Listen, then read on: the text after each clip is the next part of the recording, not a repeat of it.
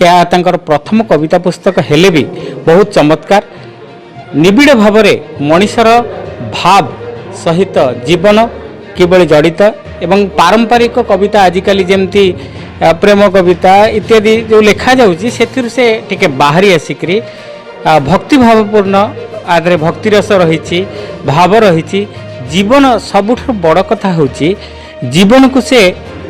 खूब सुंदर भाव में आंकिंट कविता पुस्तक मु आशा करुच्ची यही कविता पुस्तक निश्चित पाठकादृति पाइब एवं तांकर लेखनी भविष्य रे आहुरी आगु जीव। आज हूँ लक्ष्मीप्रिया महाराणा भावर बंधन पुस्तकर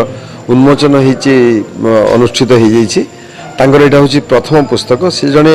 कवि भाव में जिते परिचित ताठू अधिक परिचित जड़े समाजसेवी भाव में से मोपाई गोटे आनंदर कथा जे मोर जड़े सहयोगी जे कि बन्या बेले बात्या बेले लोक असुविधा बेले पाखे जाकि ठिया हुए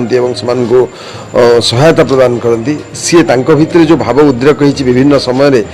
लोक सहित सी जो गोटे बंधन में बांधी होती से कथा को सी कविता पुस्तक लिखिं आज प्रथम पुस्तक उन्मोचित होती बहुत आनंदर कथा आम समस्त साहित्य हूँ गोटे मनीष समाजर गोटे दर्पण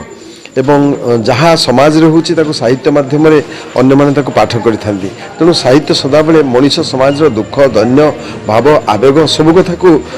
प्रतिफलित करने कथा तार भाषा रे एवं तार साहित्य रे भावर बंधन पुस्तकटी